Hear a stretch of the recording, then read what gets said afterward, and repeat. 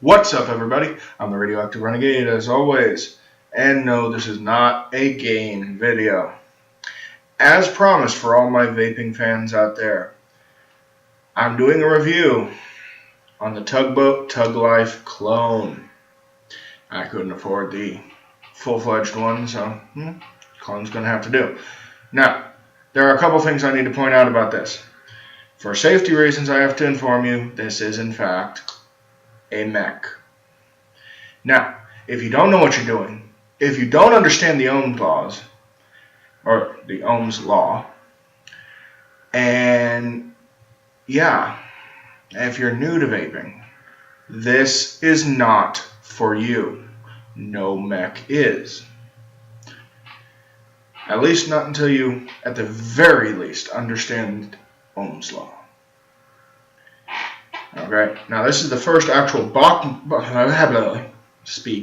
first actual box mech I've owned. I've owned tube mechs like the SMPL, and they're alright for beginners. I was looking for something with a little more horsepower mech-wise, so I went ahead and I got this. Now, second thing I need to let you all know about. I got this off of Wish, which, you know, anyone who knows Wish knows it's kind of hit or miss. But there's something very, very wrong with this Tugboat Atomizer. The center post, now I've just got some sleepers in here, but the center post there, I was tightening down my my screws, putting the coils in, and I noticed the center post spun. You see, okay, the screw had hit its limit. It was fully tightened, but there was no noticeable resistance. So I gave it another turn, like I tend to do with Phillips screws. I gave it another turn to make sure it was tight. And the entire post spun, so that the coil tail holes of that post were pointing at the other posts. This is not good. Not good in the least. It's very dangerous. Not only can it mess up your coils and create hot spots, but it pulls the coils closer to the posts, which can create feedback. Feedback in a mech is not good. Feedback in a mech can cause your batteries to overheat and any numerous problems, including but not limited to battery detonation. This atomizer is not good. But seeing as how I actually know what I'm doing, I managed to fix the post, and I've been very, very careful. The holes are back where they're supposed to be, and I figured I'd go ahead and I'd give the atomizer a review. Now, I do not recommend doing that unless you are really sure of what you're doing, really sure of that you know exactly how these things work. I've been vaping for years. I normally use regulated mods simply because I like to see what my ohms are running and how much battery life I have left. But yeah, if you have no expertise or little expertise, this atomizer, set it aside, put something else on. This is a standard 510. Any one of your normal drippers, tanks, etc. will work with this. But again, it's a mech, so sub-ohm, but not too low. You can't be doing 0.1s, 0.2s on this thing.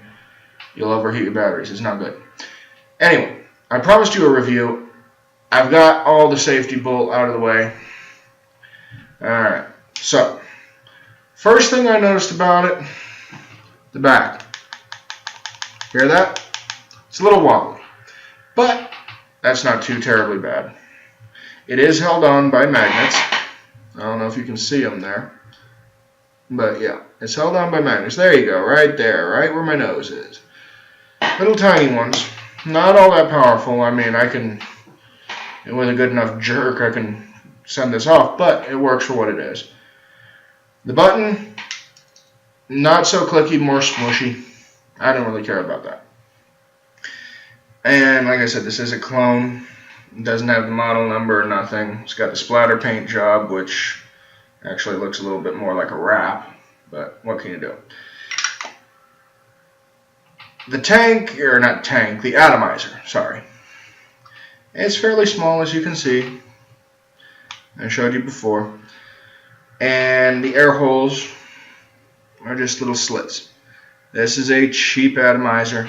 Comes with it. It's not built for clouds. It's a flavor atomizer, flavor base. So if you like good flavor, go for it.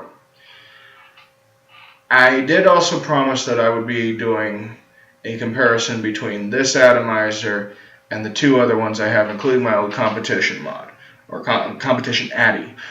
Unfortunately, I ran out of wire, and I am extremely low on juice, so I cannot wick. I will be doing that in part 2 of this review, which will come up as soon as I can get some more wire, make some more coils, get some more juice. But I have enough for this review, so let's go ahead and get to it. As far as how it hits,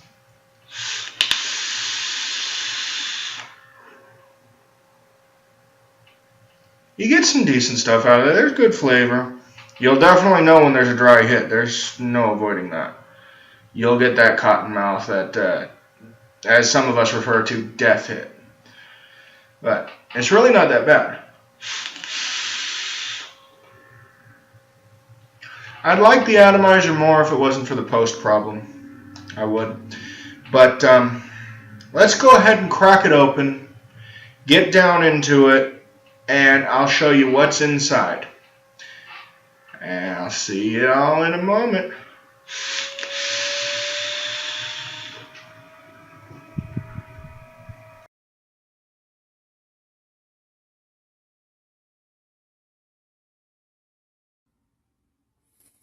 Okay, ladies and gents, I know I've got this on a black background, so you can't quite see it too well, but there we are. As I said, tugboat, not authentic, but let's crack it open and see what's inside, shall we? I'm doing this on a phone because I don't have an external webcam, so bear with the quality. As you can see, I've got some Home Life batteries in there.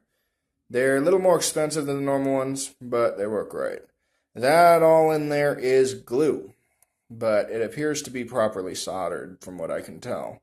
And way back in there is the MOSFET chip. This entire MOSFET system, it literally, let me switch hands and get closer. The batteries are parallel, so they're both going positive up. The MOSFET system here is basically just wires that connect these two batteries to the button that fires it, and that, a little warm, that all the way up to the 510 connector. That's literally all this is. Like I said, this is a mech. Now, some people have said that these down here catch your battery wraps, but I've had no problem with it. Now, batteries are a little tough to get out of here. I will admit that. Give me 1 second here. I cannot get them out. I know I could if I had both hands, but I'm holding a phone. And if you're hearing music, I don't know if you guys can hear that. I'm going to have to set this down for a minute, I do believe. Let's see. There we go. Sorry about the blackout there, guys. But as you can see, yes, this is in fact a parallel. That's literally all that's to the battery side. The connections are flat tip, as you can see. And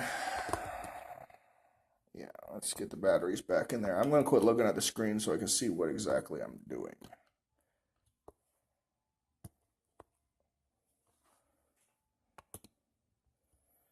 They just slide in nice and snug. It's a really tight fit. The back, as I mentioned before, the magnets there on each corner. May not be a wrap given the fact that there's some splatter in here. And down here, matching batteries as soon as my camera focuses. Come on, focus. There we go. Matching batteries. Or magnets, I mean. Now this thing, it does nothing. It's just basically a little plug. But yeah. Alright. Now, let's hop on back up and I will give you a full rundown on how it vapes. I'll see you in a minute. Okay, we are back up here. Don't mind my hair. I've got to grab a shower here in a bit. And it was raining a little bit outside, so it's a little wet. But anyway, let's see how it properly vapes.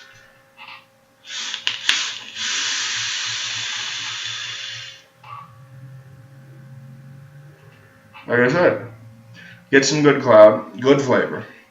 Not going to get any competition level cloud out of this, definitely not.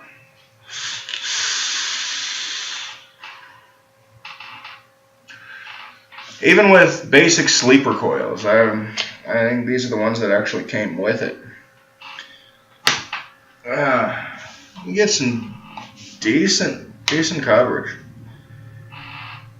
I gotta re-up here. I said I'm a little bit out of there. A little bit of juice left. Not too terribly much. I gotta pick up some more tomorrow. I'm actually down to the wire on this one. I got like 3 milliliters left. If that. Let's see. Pop that back on. Yeah. Alright.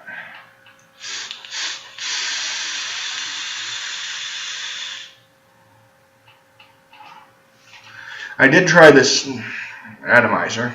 Okay. Apparently Cloud wanted its 15 seconds of fame. Anyway, I did try this Atomizer with some more complicated builds, more specifically fused Claptons. Now, the sleeper ones, they have a pretty quick ramp up production. But now, with the more complicated builds, you got a bit more of wait time. Now, it took me like 2-3 seconds with the fused Clapton before I even felt the vapor. So obviously, the thicker the build, the more space it's got to heat up. And it's not like throwing in a fused Clapton to a regulated. Sorry, I couldn't think of the word. It's not like throwing in a fused Clapton to a regulated where it's just ready to go all the time. Boom, boom, boom, boom, boom, boom, boom. There's going to be ramp up time just like with a tube mech. And I didn't really get too good at clouds out of it. But I will be trying some flat twisted. Yeah, flat twisted. And see how that does. And on my next review, I'm going to try all 3 atomizers on this mod with different types of coils, see which ones it can handle best and how it handles them. And again, it's going to be this one that came with it. It's going to be my Mutation V4 that I used to use for competitions. And it's going to be my Cheetah, which is my favorite big builder. So, we will see in the next episode just how well it does. Or next review, not next episode. I'm so used to the Let's Plays. But yeah, we'll see in the next review how well it does with other builds. And hopefully we can find a kind of middle ground, maybe, between long wait to sleeper. Because let's face it, the sleepers, they're basic. And they don't give as much flavor as like a Clapton or a flat twisted. But again, this is a pretty decent mech. Like I said, I got it off a Wish. I wasn't expecting magic. But as far as the mod itself goes, I like it. I do. It is an awesome box mech. Awesome. The Atomizer has its issues. But, again, it's Wish. Now, I do have to reiterate, if you don't know what you're doing, don't get a mech. At least not to start off with. Get a regulated one so you can learn by all means, go to your local vape shop, ask questions, ask other vapors. Learn your stuff. Learn your stuff before you go working with potentially dangerous mods. And these mechs, whether they're tube or box, they can be dangerous if you don't know what you are doing. Now, like I said, ask around, and I wouldn't recommend. Now, some people say don't go below a 0.8 on this. I'm running about a point with these sleepers, according to my regulated. I'm running about a 0.6.5, 0.7. You can go a little lower. I definitely would not go to like 0.2. I don't know any mod that can handle a 0.1, to be honest. But then again, I'm not an expert. At least, not expert on mods. But definitely no 0.2s. I wouldn't recommend a 0.3.